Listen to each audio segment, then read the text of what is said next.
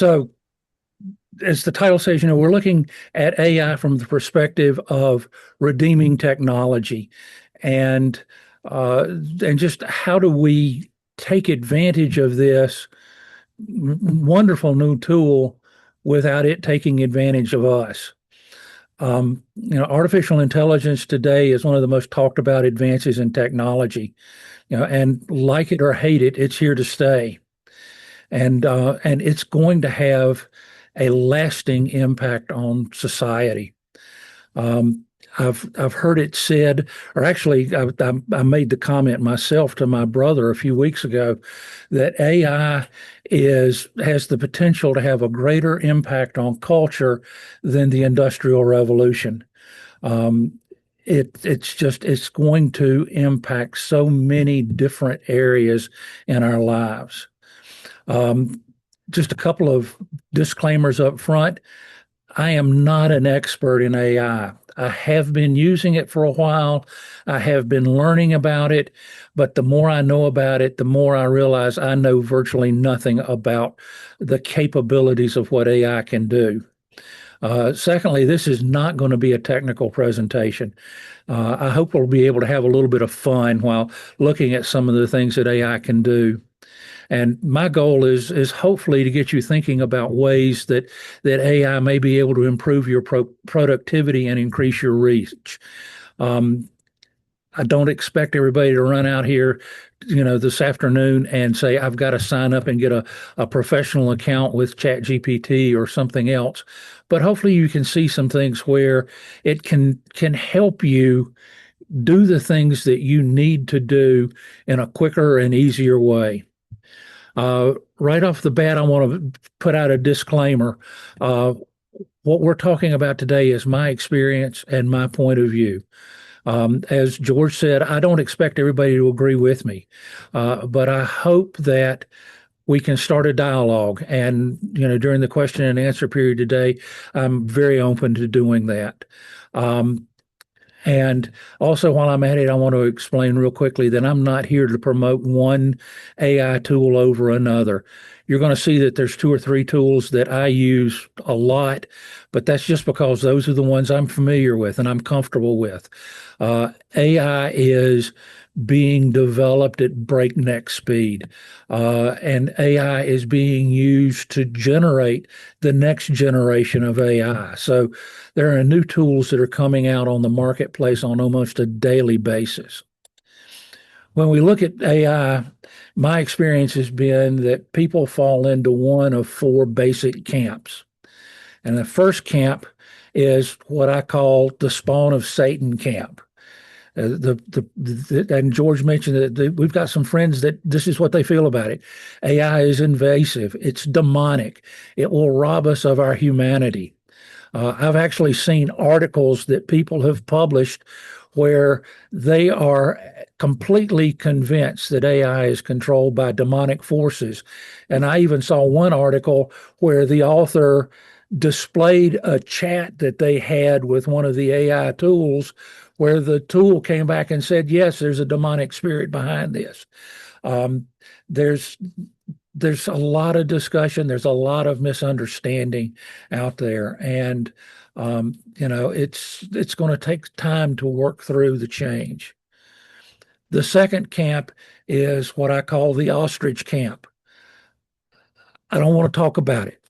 I don't see any benefit to AI. I don't want to expend any energy learning any more about it.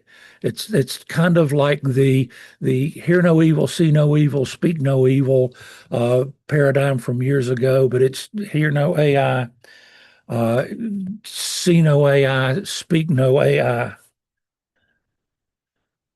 Um,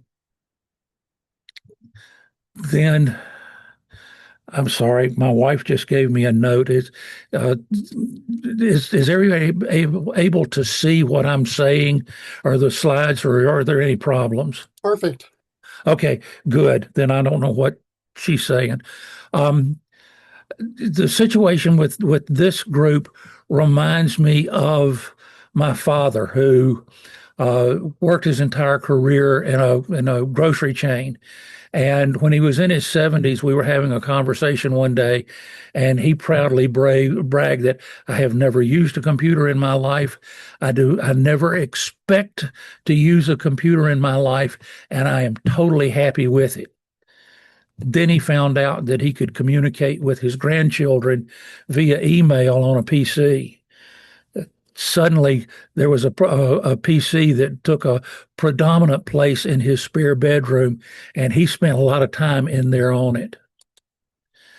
The third camp is what I want to call the Google camp. These are people who have been introduced to AI search results, but they haven't really seen any need to go beyond Google search.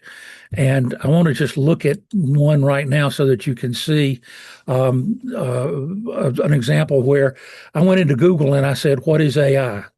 And Google gave their own AI generated overview of an answer to what I asked, but then they proceed to give a series of links to where you can find out more information about it. So Google's function is to point you to places where you can get answers to your question, not necessarily answer the question itself. And that's one of the big differences between where we were and what we've used to seeing in that Google search environment and what's available to us now as we move into AI. The working with Google search is the place where we start getting our feet wet with AI, or a lot of people. But I hope that you'll see today that AI is far more powerful than anything that we're used to from a Google perspective. The fourth camp is the camp that says AI is a transformational technology. These are people that believe that AI is poised to transform the technology that will impact every aspect of our modern society.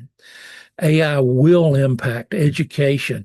It will impact farming and food production. It will impact construction, healthcare, communication, whatever area that technology has any impact on in our lives today, AI has the ability or the potential to revolutionize that. As I said before, and I'll reiterate it again, I believe that AI will be more transformational than the Industrial Revolution. There's a problem with change like this, though, because in general, people are resistant to change. We get comfortable and we like what we know. The more significant the change is, the more uncomfortable we are, the more resistant we are. George mentioned something briefly on some change, but I want to look at some of the technological changes in the past that people have resisted. And the first one was John Gutenberg's printing press. Religious and political authorities feared that the printing press would spread heresy, misinformation, and social unrest. And the truth of the matter is they were right. It did do that, but it also transformed the way we communicate. It democratized knowledge, and it helped spark the Reformation and the scientific revolution. Here's another good one. Early critics claimed that the high speeds from passenger trains would suffocate passengers, cause insanity, and harm women's health. And that one I love. I'm not sure why it would harm women's health and not men's health, but that was one of the fears. Farmers feared that livestock would be panicked by trains going all over the countryside. However, the railways have helped to totally reshape economy and reshape global trade. Electricity. Many believed that electricity was unnatural and dangerous.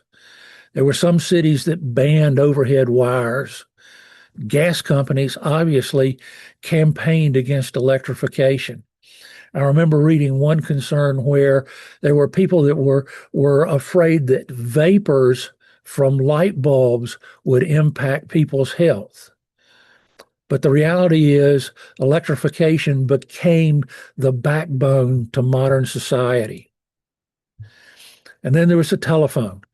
When Alexander Graham Bell first introduced the telephone, critics argued that it would destroy face-to-face conversation and invade privacy. Some even considered it intrusive and impolite. The truth is that it has transformed human connections around the world.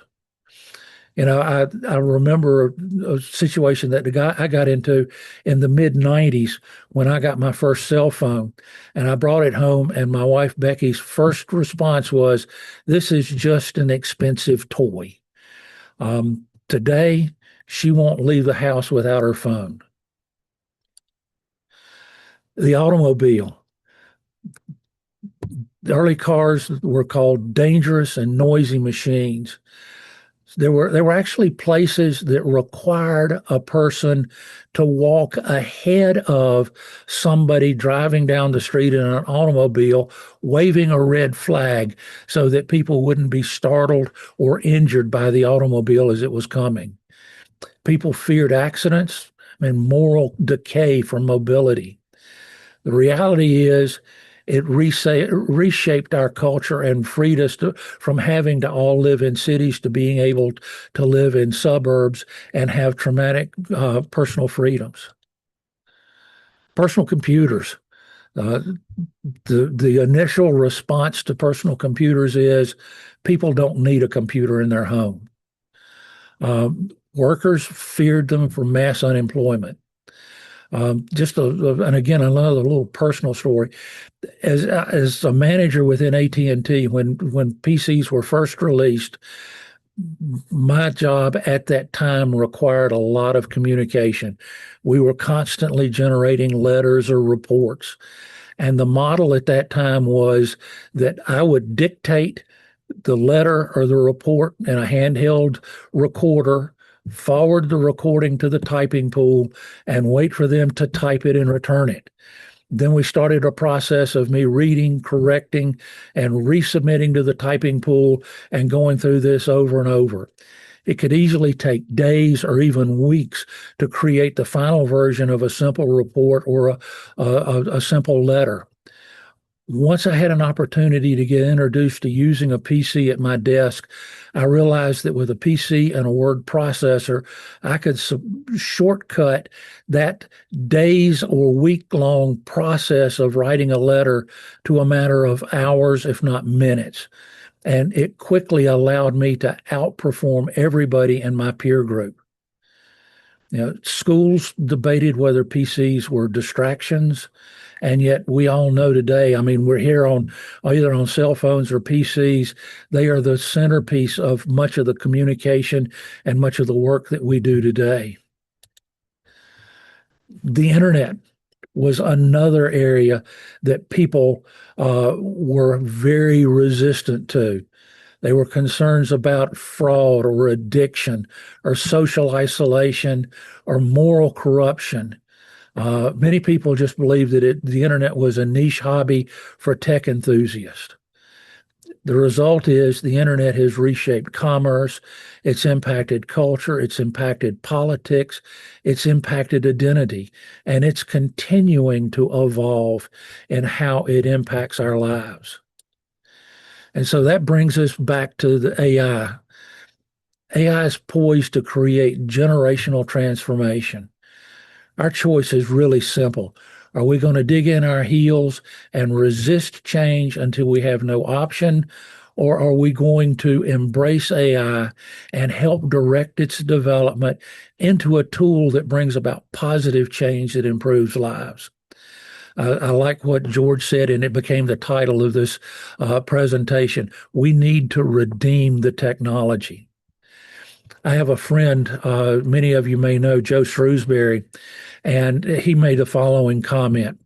says, I have this theory that if millions of Christians around the world would engage with one AI tool consistently, asking it questions like, I am trying to show a friend that some biblical truth is supported in the Bible and in practical history. Can you show me how to explain it to them?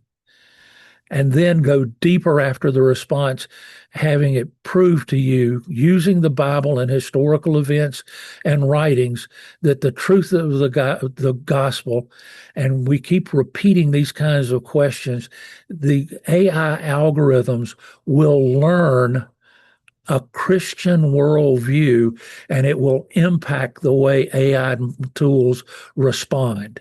And there's a lot of evidence that Joe's theory is true.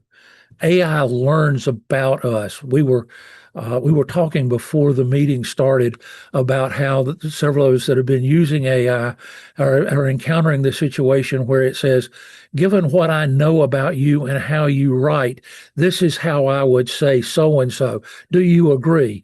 It is learning about us, whether we like it or not, but it's also not only learning about us, it's impacting its knowledge base that it has and that it operates from.